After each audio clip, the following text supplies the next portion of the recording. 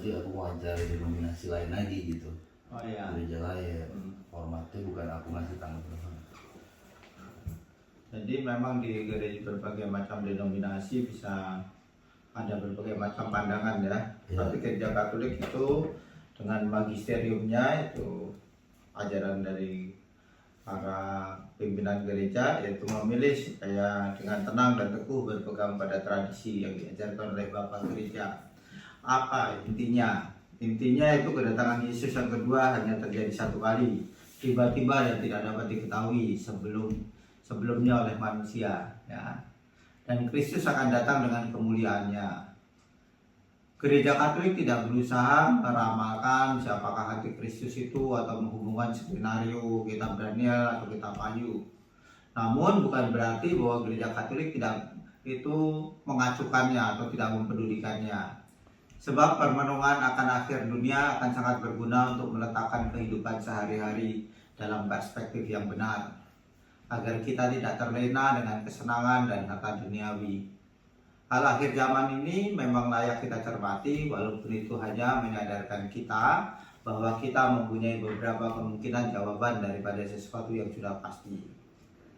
Selanjutnya, umat Katolik itu tidak usah gelisah atau cemas mendengar tentang pengajaran tentang akhir zaman. Akhir zaman memang harus menjadi perhatian kita, namun maksudnya agar kita dapat hidup dengan lebih baik dan mempergunakan waktu yang Tuhan berikan kepada kita dengan sebaik-baiknya untuk berbuat kasih dan kebaikan. Kita tidak perlu menghitung tahun dan waktu kedatangan Yesus yang kedua, karena besar kemungkinan hal itu tidak tepat seperti yang telah terbukti dalam sejarah manusia. Hasil hitungan kita akan hanya menambah panjang daftar kekeliruan tentang ramalan-ramalan dan perhitungan-perhitungan akhir zaman, ya.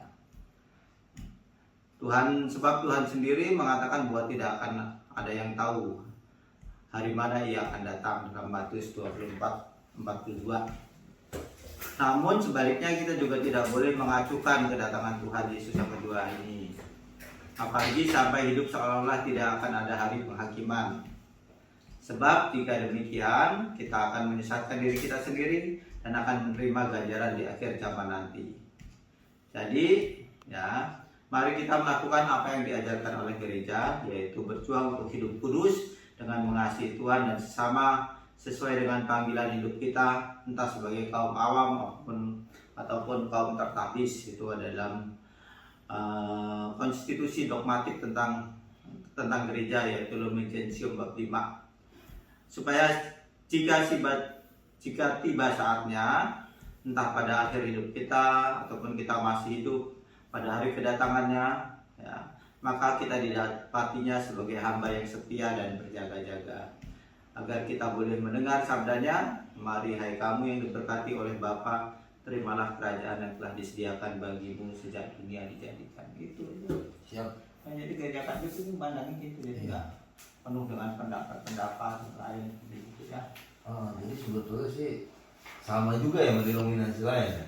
Ya, ada bedanya. Kemudian ada yang pandangan ini, pandangan itu. Gereja Katolik lebih menekankan itu akan datang, kita persiapkan dengan baik.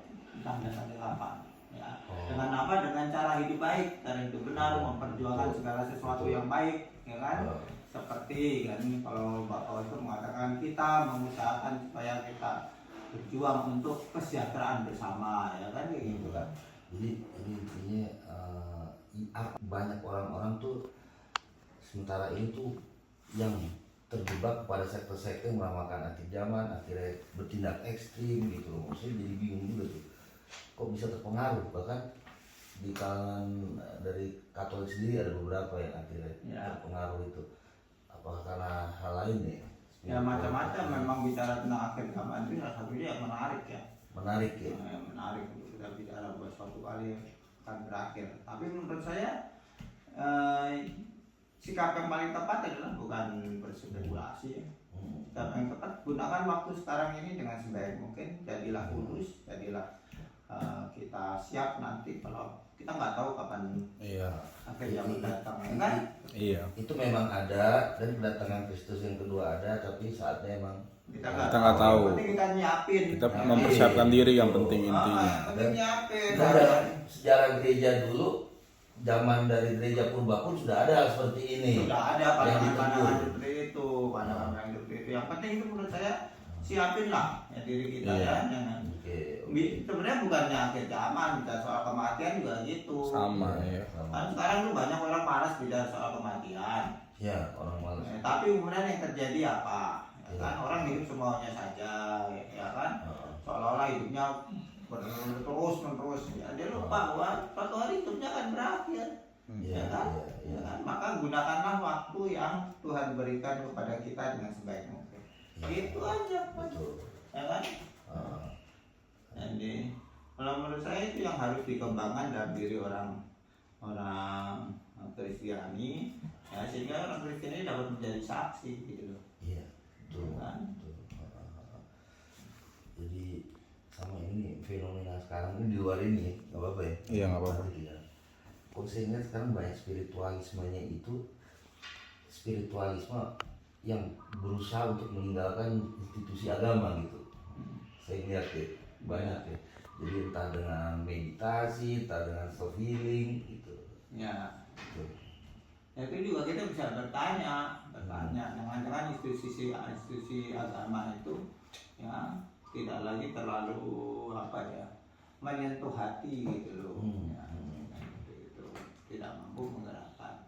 Ya, sementara juga memang kecenderungan orang-orang kan zaman modern itu adalah tidak mau terikat dalam institusi yang jelas dan mungkin ada aturan-aturannya dan sebagainya. Tapi ya di pihak lain kita juga harus berefleksi lah dalam konteks ya, orang beragama. Kita bisa menjadi saksi nggak nih kita nih? Kalau misalnya kita itu nggak bisa jadi saksi, orang Kristiani malah ribut sendiri, orang Kristiani hidupnya nggak benar dan sebagainya ya. Terus saya kan bertanya, anak-anak mengatakan ngapain jadi orang Kristen, ya kan? Iya. Gitu.